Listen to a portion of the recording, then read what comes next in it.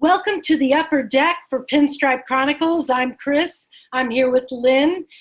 We are going to talk Yankees today, and I don't know exactly how Lynn feels about the Astros series, but if I had to guess, I would think she's probably as frustrated as I am about yesterday's no-no. Completely.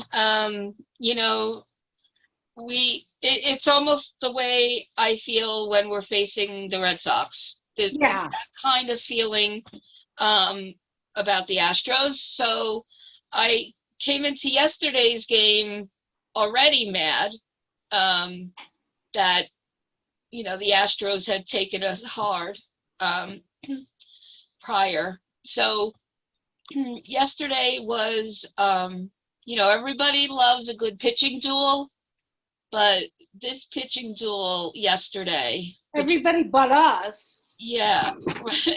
Today anyway, I hate pitching duels. They should be outlawed with the next collective bargaining agreement. It should go away with the shift. Right. This was not the pitching duel we want. Cole absolutely brought his A-plus game. Pitched like an ace. But Javier, turns out really outpitched him. So right up until the seventh, this is the second close call for Cole this season, which also tells you, and deep into the game. So, that tells you that it's coming. Yeah. That no is in his grasp.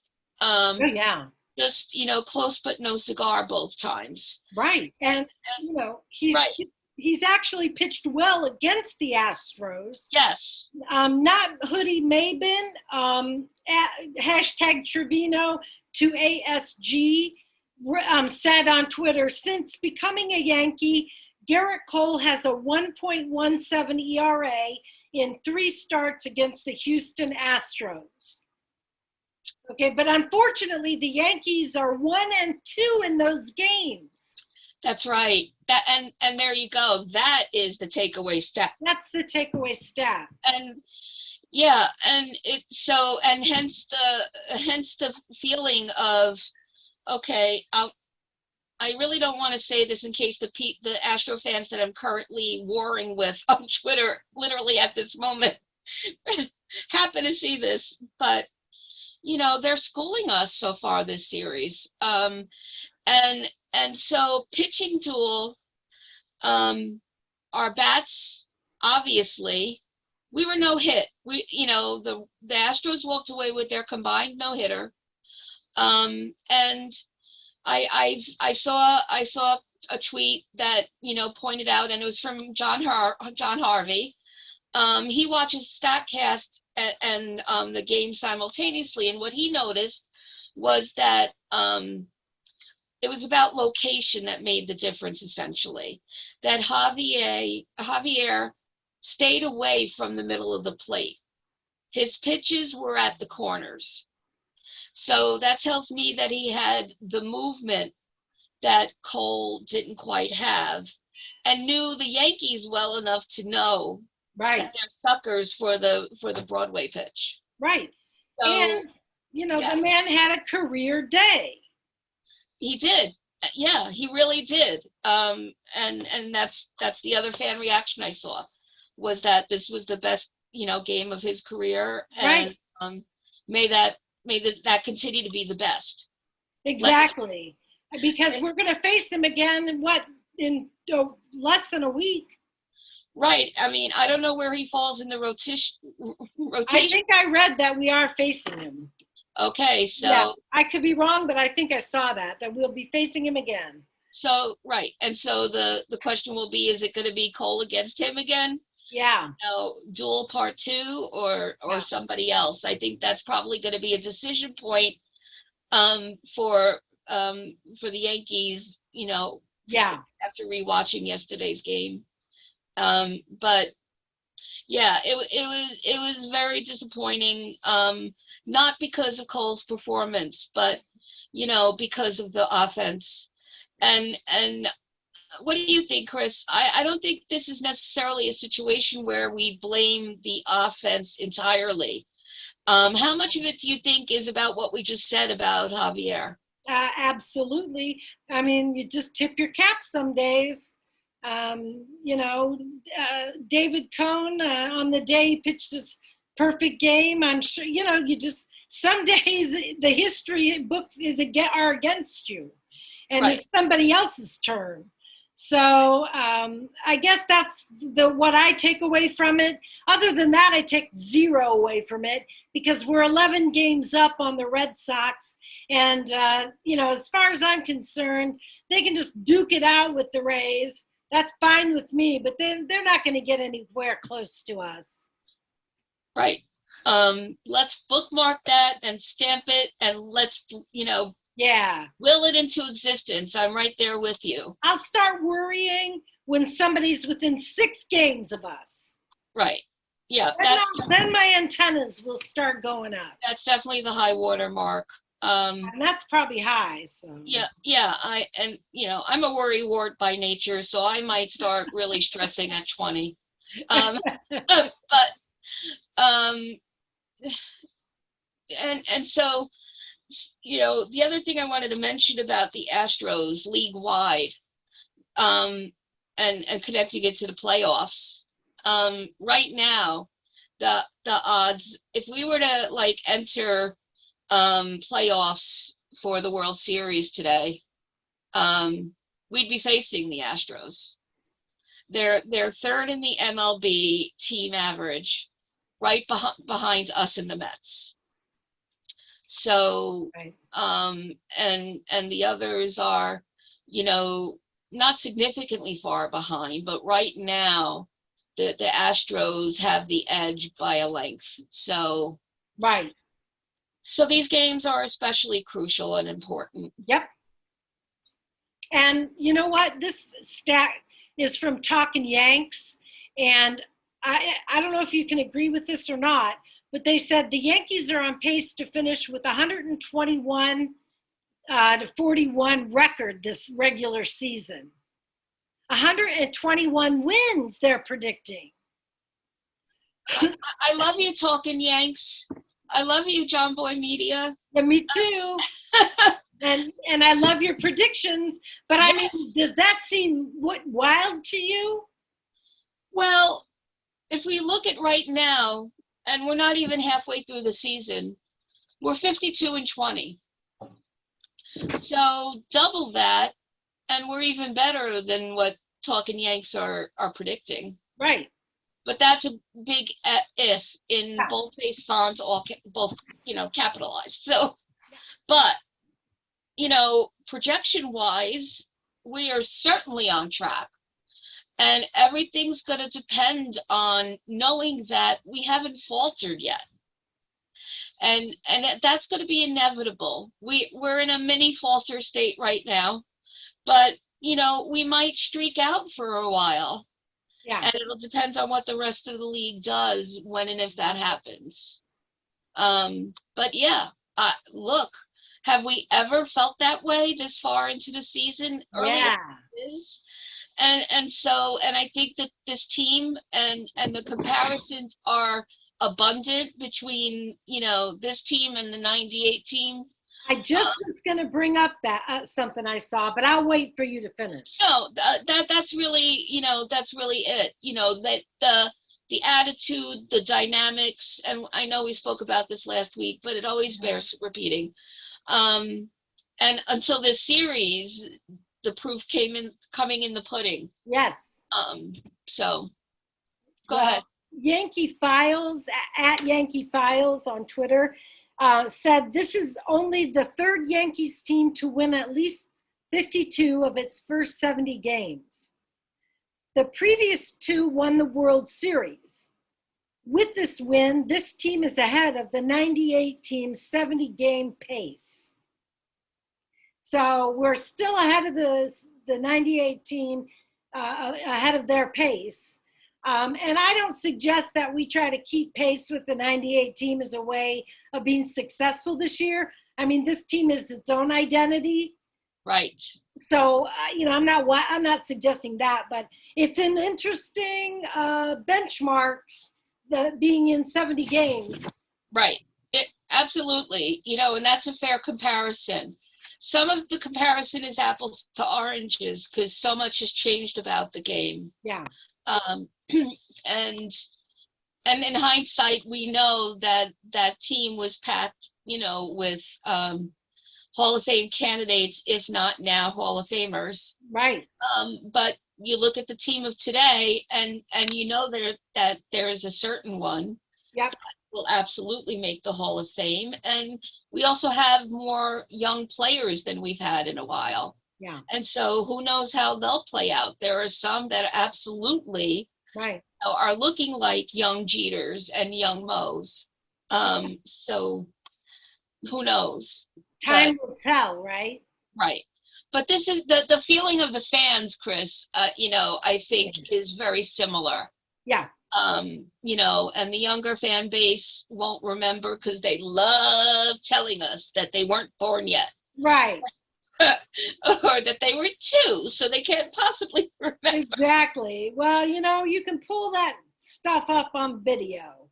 Moving right along. No, I'm kidding. But I know we wanted to talk about pitching today, especially when, our relief pitching. We've got Chapman coming back. I wanted to find out your thoughts on Chapman coming back. Yep. So Chapman did very well this week in a game that in a rehab outing where he pitched a scoreless inning and looked great. So although there's no specified timeline, per Boone on one of his pressers, he's getting really close to back, closer to back than Loizaga, in fact. Yeah, he is. So, yay and boo, but yeah, and now he's his Chapman there, now increasing incrementally the rehab outings. So, hopefully we'll see him. I'm guessing after the All-Star break. I heard that we're going to see him Tuesday. What? Yeah, that he's going to be joining the team in Oakland. Not in Oakland because they're not going to Oakland. For the Oakland series. So I think I heard that from Susan Waldman yesterday. Okay, so much for my psychic predictions. Well, I think it just is an update from what you were saying. I'll take it. Yeah, because I was traveling yesterday, as I told you beforehand. So I was listening to Susan Waldman, and they just go on and on and on and on. They eventually get to the point. Sometimes it reaches New York through the intercontinental USA. They go around and they get to it. So, okay, great to know. Johnny Lowe, I know, is going to take some more time. So, it remains to be seen if we'll see him before the All-Star break. Right. So, and then that, we'll be talking about the bullpen. Yeah. Yeah, definitely. I know that one of the persons we want to talk about is definitely Clay Holmes with Chapman coming back, because I also heard her say that Chapman will, he was happy to play, to come in at any point in the game. So he's not, saying I'm going to come in and, take over the closing role again or anything. That's not the plan.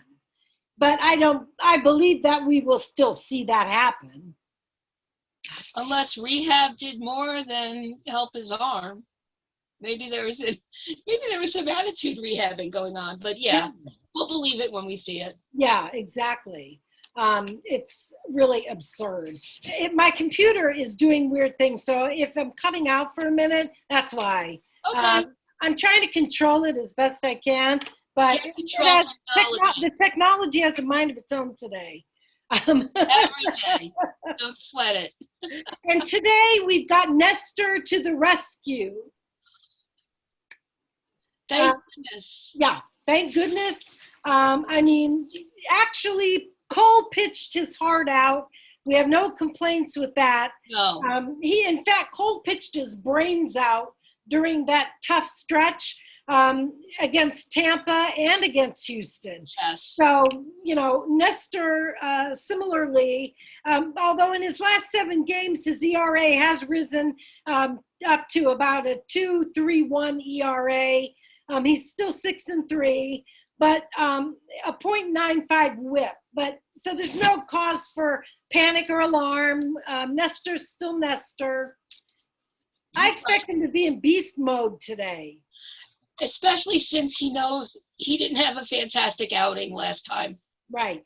I mean, as soon as he gets back to the dugout, he's on the iPad. Yeah. Assessing. So you could be sure that he and Matt Blake had some time together, and I, fully expect better from Nestor. And better from Nestor just means excellent instead of fantastic.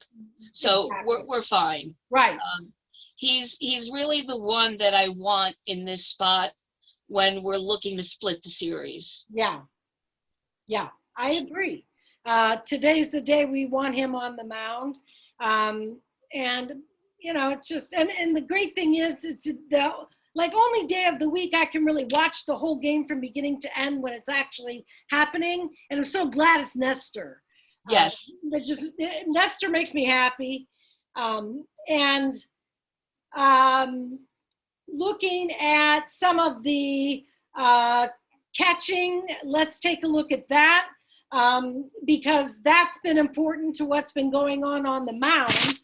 And I know you had some stats. I know I've got some. Yeah. So KT Sharp, and mind you, I'm not even going to try to do the math because I would mess it up. But yesterday, as of yesterday, she said, Yankees are now 23-12 when Higashioka starts and 29-6 when Trevino starts. Yep. So, the takeaway for me on that is quite clear. Yeah. That, by a significant number, certainly by at least 50% when it comes to losses. Right. Higgy is 50% higher than Trevino. Look at me doing math. I hope it's right. Right. And if so, send flowers of congratulations. But so that tells you, that shows what we have seen from Trevino, and it shows to me the difference between Trevino being the whole package, right, versus Higgy, being good behind the plate. What do you think? Exactly. And it just goes to show you how much we were lacking with Sanchez in the lineup, as he has been. Right. Because we're also getting this incredible offensive production from Trevino. And the Yankee Slut posted updated slash lines for Trevino and Judge. And I won't read them out, but they're quite impressive, and they're not that far apart, the two of them. And they lead the Yankees in WAR, the two of them. Wow. And Trevino, mind you, has only been a Yankee since April 2nd.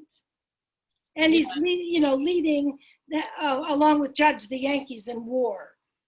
Right, and not only that, but in his short time with the Yankees, currently, at least last I checked, which is pretty recently, he's in second place for the All-Star game.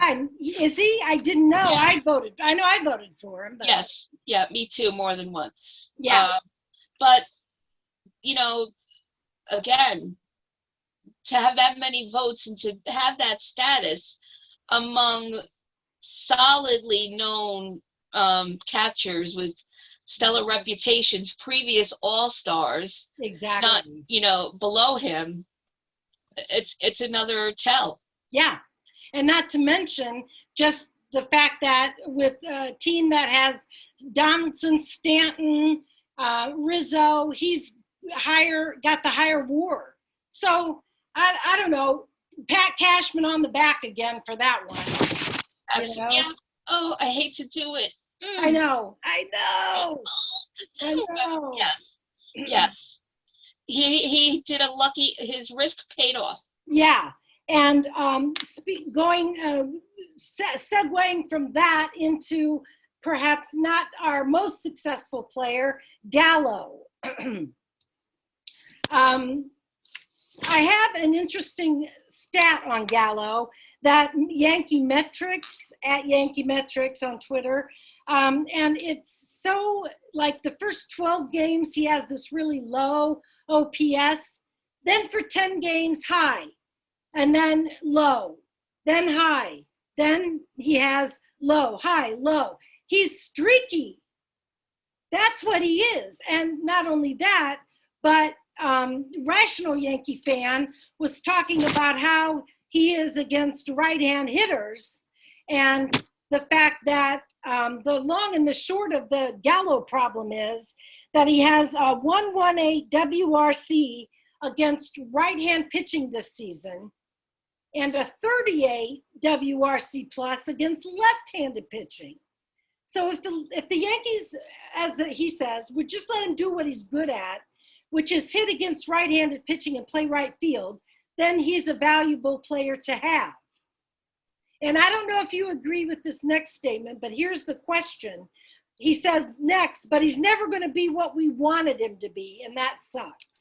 So do you think that's a fair assessment of Gallo? I think that, especially given all the things you just said, yeah, I'd say he's not ever going to be. And maybe this is a small sample size for us since he's only been with us, a season and almost a half. But he's streaky. He's not the consistent guy. And those streaks, the ups aren't as continuous as the lows. Right. I'm saying that unofficially with no numbers attached to it. But yeah, you're right. That's true. And I know we mostly got him because he's a power hitter, but mostly because of being a Golden Glove for right field. Then and I have no complaints about him defensively. He did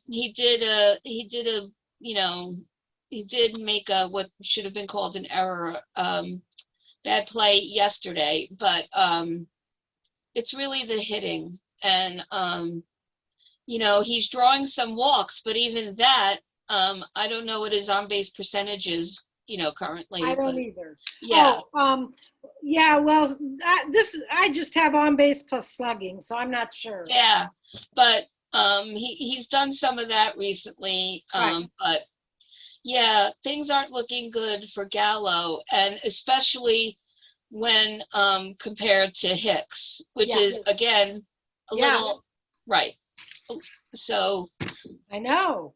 I mean, Aaron Hicks, according to Max Goodman, is now hitting 300 with 9 runs, 2 home runs, 11 RBIs, 7 base on balls, and 2 stolen bases over his last 19 games. So basically for the month of June, he's been hot.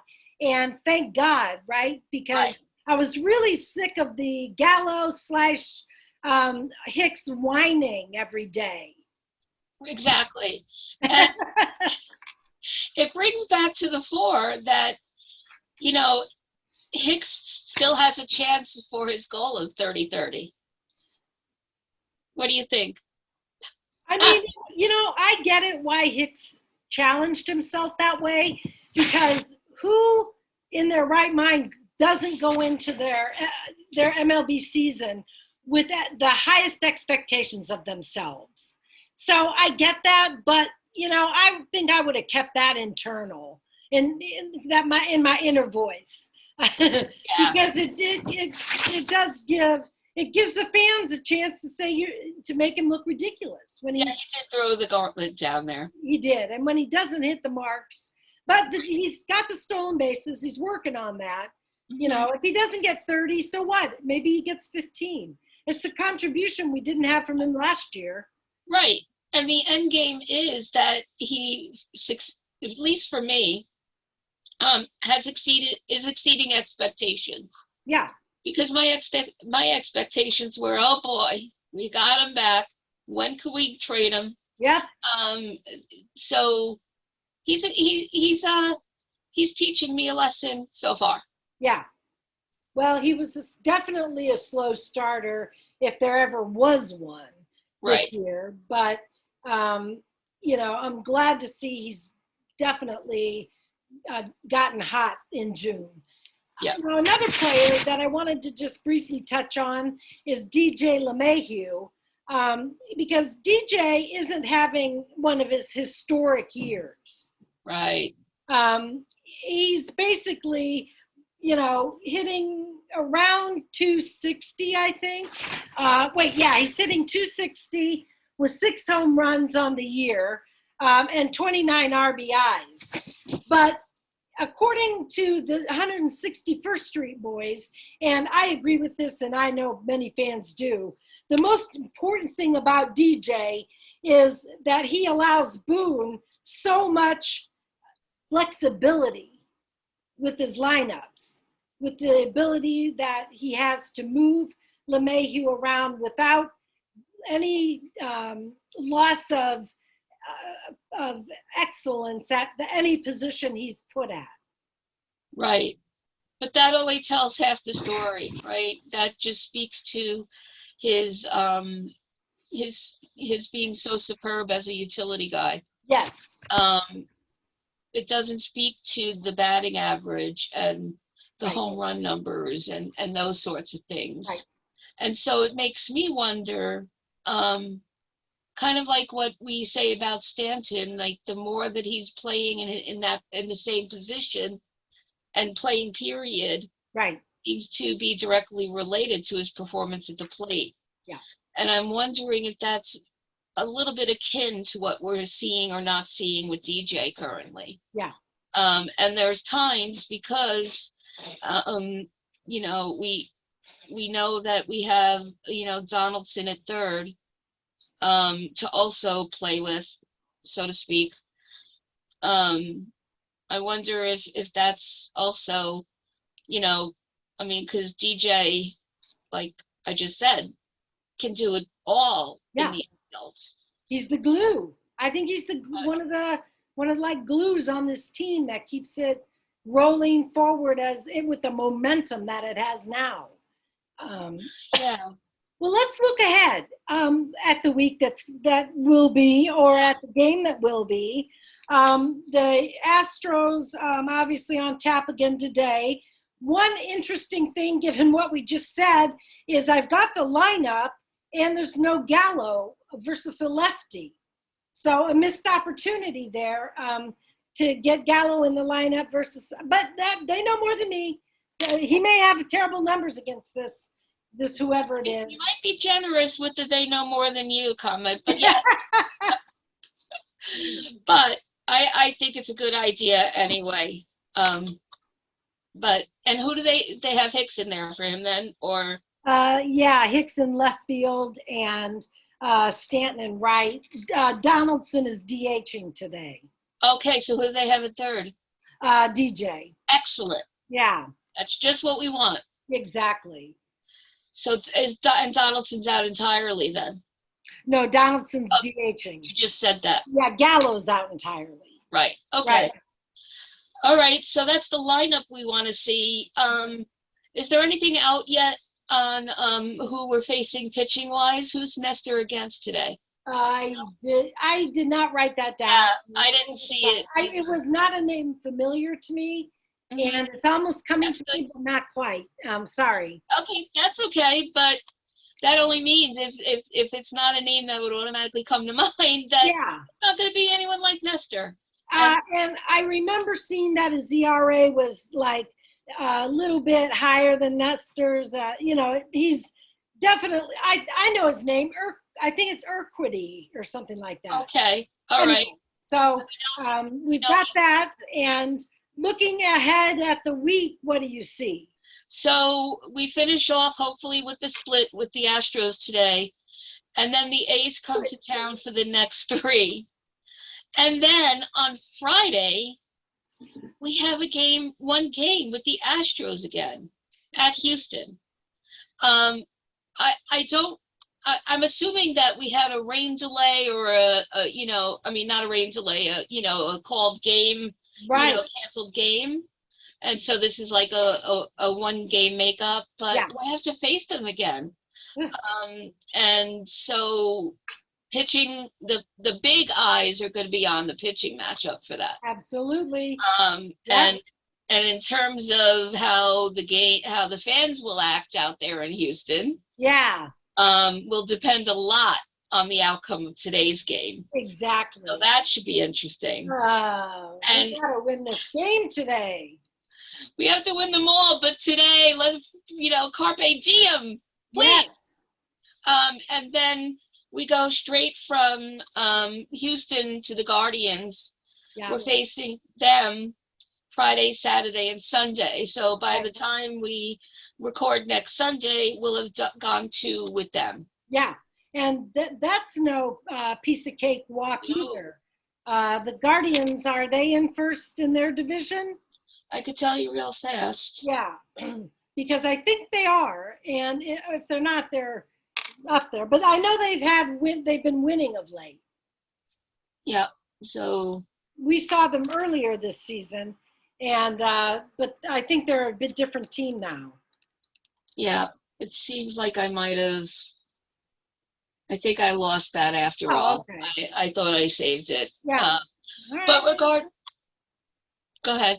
No, I was just going to say, I said, all right, well, I still think that we're going to see a tougher team this time around than we saw when we played them earlier. So. Right. Yeah.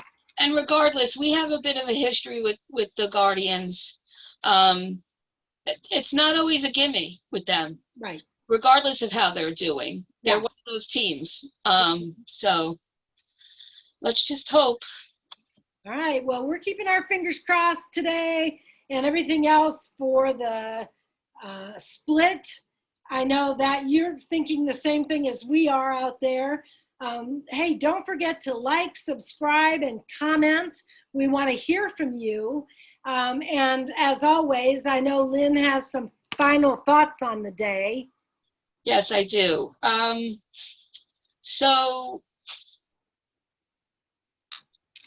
I'm sorry, just give me a moment. Okay, so in terms of last week's trivia question, I want to thank Spencer for giving it a good shot.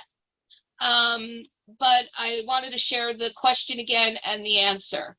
So the question. So no one got it right last week? No. Then let it ride. What? Let it ride. Yeah. Okay. Read it and we'll say next week, tell us what the answer is. Right. So this also was from Katie Sharp. And she said the Yankees are the 3rd team in AL history with at least 48 wins and a plus 140 run differential or better in their first 64 games. So who were the other teams? The others were the 1939 Yankees and the 1929 A's. I wouldn't have guessed that. Imagine. So the Yankees beat themselves, and it's been since 1939 since it was done. Right. By anyone. 1929 for the A's, 1939 for the Yankees, and 2022 for the Yankees. All right. So that was a really fun thing to learn. Yep. I don't have a trivia question for the week, but I plan on posting one, tweeting one during the week, and we'll share those answers again at next Sunday. So other than that, thank you for joining us, as Chris said, and don't forget, that every Sunday you have your own reserve seat right here on the upper deck. Let's go, Yankees. Go Yankees.